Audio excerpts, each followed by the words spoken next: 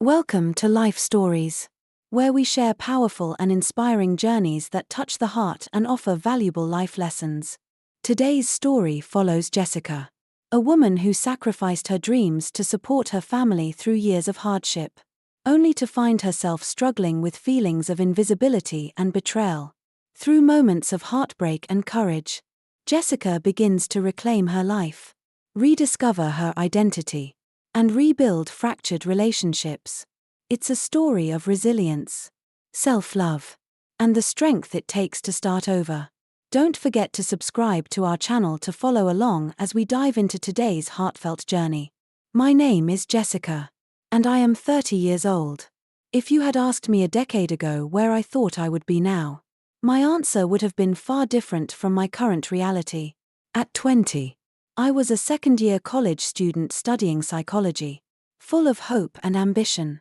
My decision to pursue psychology had been inspired by a therapist who supported me after my father passed away in a tragic car accident when I was just a child. That therapist helped me navigate the depths of grief, and I vowed that one day I would help others in the same way. I was thriving at university. My academic life was a source of pride, and I was surrounded by friends who shared my passion for learning. Our evenings were spent discussing ideas over coffee, preparing for exams, or planning study abroad adventures. I was even on the verge of applying for an exchange program in Paris, a dream I had cherished for years. But life, as it often does, had other plans. My mother, Linda, had always been a strong and capable woman. After my father's death, she became the backbone of our family, working tirelessly as a legal secretary to ensure my sister Emily and I had everything we needed. At 52, however, she began experiencing persistent joint pain and muscle weakness. What started as a few aches quickly escalated into something far more debilitating. The diagnosis was grim: a chronic autoimmune disease that progressively damaged her joints and muscles. Doctors explained there was no cure, only treatments to manage the pain and slow its progression. I remember sitting in the sterile hospital room, holding my mother's hand as the doctor delivered the news. Her fingers, once so steady and strong, trembled slightly. She tried to smile, as if to reassure me, but her eyes betrayed the fear she felt. At home, the weight of this new reality settled over us like a heavy fog. Emily was only 15 at the time, a moody teenager navigating the turmoil of high school. She buried herself in video games and rarely engaged with the family. Our dynamic, already fragile after years of loss, began to crack under the pressure. I vividly recall the day I realized what I had to do. I was sitting in my tiny dorm room, surrounded by psychology textbooks and notes, trying to focus on an upcoming midterm. But my mind kept drifting back to my mother's condition. She needed constant care, doctor visits, physical therapy, help with basic tasks, and we had no extended family nearby to step in. Emily was too young to shoulder any of this responsibility. The decision to withdraw from college was not one I made lightly. My academic advisor tried to convince me to stay, suggesting part-time options or a leave of absence. But none of those alternatives felt feasible. The reality was harsh: we needed money. And we needed it now. I packed up my dorm room with tears streaming down my face, saying goodbye to the vibrant, hopeful life I had built. My first job was as a receptionist at a small accounting firm. It wasn't glamorous, but it was steady work. I moved back home to save on rent, and our family settled into a new routine. Mornings were spent helping my mother with her physical therapy exercises, afternoons answering phones and filing paperwork at the office, and evenings supervising Emily's homework while preparing dinner. The first few months were brutal. I missed the intellectual stimulation of college, the camaraderie of my peers, and the sense of purpose that came with pursuing my dream. My days felt monotonous, defined by routine rather than passion. Yet, every time I saw my mother smile on a good day or watched Emily achieve something at school, I reminded myself that my sacrifices had meaning. But I was only human. There were nights when I lay awake in bed, staring at the ceiling, wondering if I had made the right choice. What if my mother's condition worsened despite my efforts? What if Emily grew up resenting me for taking on the role of a second parent? What if I never found my way back to the dreams I had left behind? In those moments of doubt, I clung to the hope that this was temporary. I believed that one day my mother's health would stabilize. Emily would grow up and become independent, and I would have the chance to return to school. I envisioned a future where my sacrifices would lead to a stronger, happier family and perhaps even a version of myself I could be proud of. For a while, that hope sustained me.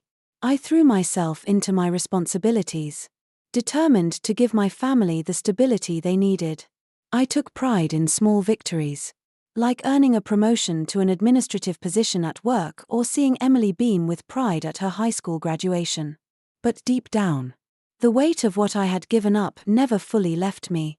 Looking back now, I see that those years were defined by resilience, love, and an unwavering commitment to my family. But they were also marked by isolation and a growing sense of invisibility. I gave so much of myself, and yet I often felt like my efforts went unnoticed. It's strange to think about how quickly life can change, how a single event can alter the trajectory of everything you once imagined for yourself. At 20, I thought I had the world at my feet. By 30, I was just beginning to understand what it truly meant to sacrifice for the ones you love and how to find yourself again after losing so much. As the years went by, the sacrifices I made for my family began to feel heavier. At first, there was a sense of purpose in what I was doing. I believed I was holding our family together, ensuring Emily had the opportunities one never got to chase, and providing care for my mother, Linda, as her illness progressed. But over time, cracks began to form in the foundation of my resolve. Emily, now in her final year of high school, was blossoming in ways that filled me with pride but also pangs of envy. She was excelling academically, making friends, and dreaming big about her future. I worked tirelessly to ensure she had everything she needed: new school supplies, proper clothes, and even money for extracurricular activities. I wanted her to have the life I couldn't. But every time I handed over part of my paycheck, I couldn't help but wonder what I might have been saving for myself. My mother's condition had stabilized somewhat, though she still needed significant care. What hurt most was not the physical labor or the financial burden, it was the way my sacrifices seemed to fade into the background. Linda rarely expressed gratitude, and on harder days, she would snap at me, telling me I wasn't doing enough or comparing me to some imagined ideal daughter. Her words stung, but I told myself it was the illness talking. Still, I often wondered if she truly saw everything I was doing for her. Social media didn't help. Scrolling through posts from my former college friends felt like rubbing salt in an open wound. There they were, living vibrant lives in big cities, traveling abroad, and advancing in their careers. Meanwhile, I was sitting in a small, cluttered home, balancing bills and doctor's appointments, with nothing to show for the dreams I once had. I told myself I shouldn't compare my life to theirs. But it was hard not to. The tension between Emily and me grew more pronounced as she got closer to graduating high school. She was becoming more independent, which was what I wanted for her. But it also meant she spent less time with our family. She would breeze in and out of the house, her laughter and energy reserved for her friends, while I stayed home with Linda. It felt like the two of them were moving forward, while I was stuck in place, watching from the sidelines. When Emily finally got her college acceptance letter, I was thrilled for her. She was so full of joy that it was contagious, and I couldn't stop myself from crying when I saw the envelope in her hands. I even surprised her by taking her to get ice cream, just like our parents used to do for us as kids. It was one of the few moments in those years where I felt a genuine connection to her. And for a brief time, I thought things might be okay. But Emily's move to college marked the beginning of a shift I hadn't anticipated. At first, she called home weekly, full of excitement about her classes and her new friends. She would share funny stories from campus or ask for advice about assignments. I lived for those calls, feeling a renewed sense of purpose knowing I had helped her get there. As the months went by, however, her calls became less frequent. When she did reach out, it was usually to ask for money or help with something she needed. She rarely asked about me or our mother. I told myself it was just part of growing up. She was busy, making her own way in the world.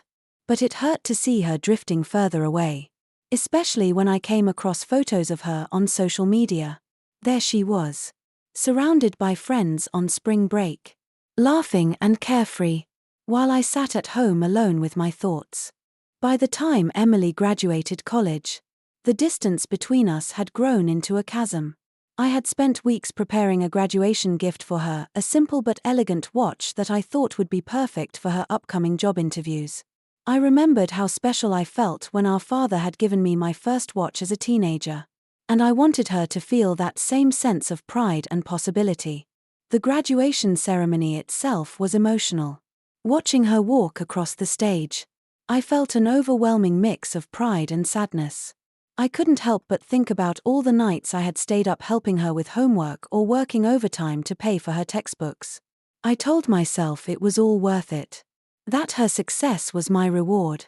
But the graduation party later that evening shattered any illusions I had about our relationship. Emily barely acknowledged me or our mother, spending most of her time with her college friends and her new boyfriend, Wesley.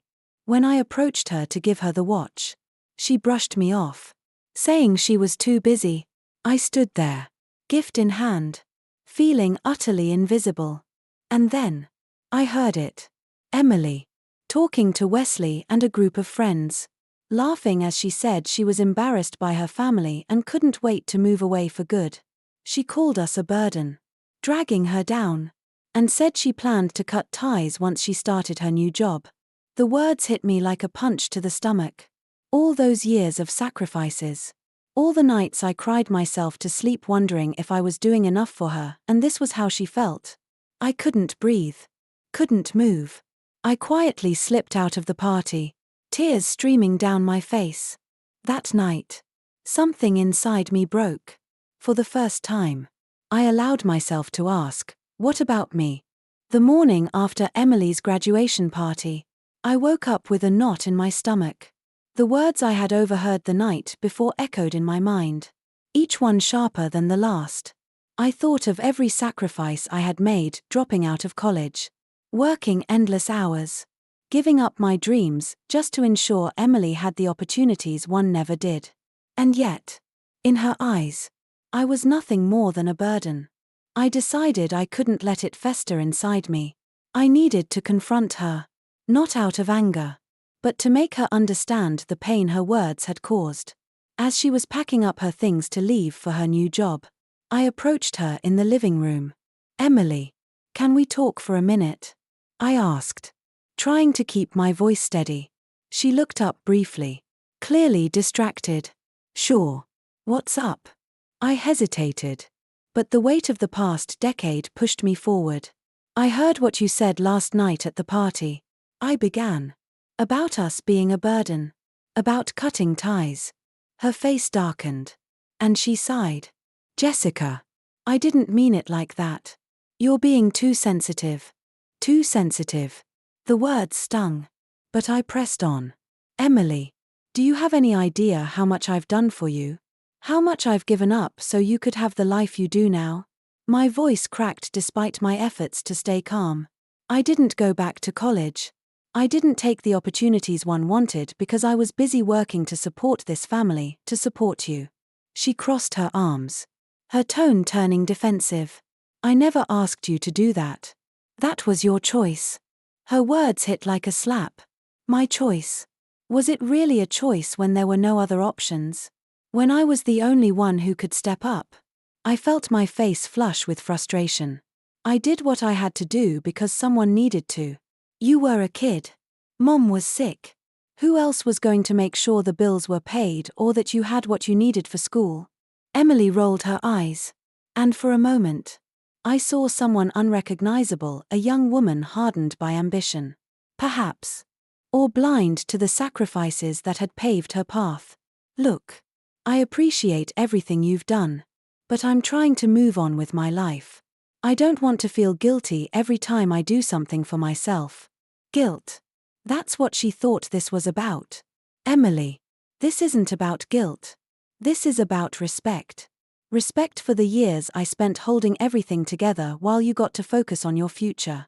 And now, you treat me like I'm some kind of obstacle in your way. Our argument escalated. And before I knew it, our mother, Linda, had joined in. She sat on the couch, her frail hands resting on her lap, and sighed. Jessica, you're making this bigger than it needs to be. Emily is just starting her life. Let her go and be happy. I turned to her, my voice trembling. Mom, do you not see everything I've sacrificed for this family? For you? Her response was curt and dismissive. I never asked you to sacrifice anything. You could have stayed in school if you wanted. Don't act like this is all my fault. I couldn't believe what I was hearing. Years of resentment bubbled to the surface. And I felt tears streaming down my face. I gave up everything for you, both of you. And all I ever wanted was to feel like it mattered. The room fell silent. The tension thick and suffocating. I could see the discomfort in Emily's eyes and the defensiveness in Linda's expression. But I was done trying to smooth things over. 4 years. I've put everyone else first. I said. My voice steady despite the lump in my throat. But I can't do it anymore. I need to start living for myself. I walked out of the house that day, feeling a mix of liberation and heartbreak. I moved in with Rachel, my high school friend who had always been a source of support. Her apartment wasn't big, but it felt like a sanctuary, a place where I could finally breathe. The first few days away from home were strange. I wasn't used to having free time, to not being on call for someone else's needs. I spent hours reflecting on my life, on the choices I had made, and on the person I wanted to become. It was during one of those quiet evenings that I decided to enroll in community college. I had some savings from years of work, and for the first time in a decade, I was ready to invest in myself. I signed up for an introductory psychology course and an English class, stepping tentatively back into the world I had left behind. Returning to school felt like a mix of excitement and fear. I worried about being the oldest person in the classroom or falling behind after so many years away. But those fears melted away when I realized I wasn't alone. There were other adult students in my classes, some even older than me, all chasing dreams they had once put on hold. For the first time in years, I felt a glimmer of hope. I didn't know where this path would lead, but I was determined to find out. In the end, I learned that life is a balance of sacrifice and self-love. 4 years. I gave everything I had to my family, only to realize that I had lost myself in the process. Walking away was one of the hardest decisions I've ever made. But it was also the beginning of a journey back to me. Now, I'm pursuing my degree, building a career, and slowly rebuilding relationships with my family on my terms. While forgiveness takes time, I've found peace in setting boundaries and prioritizing my happiness. Life is still a work in progress, but for the first time, I'm looking forward to the future with hope and excitement. Thank you for watching this journey unfold. If you found this story meaningful, don't forget to like and subscribe for more life stories that inspire, challenge, and connect us all. See you in the next video.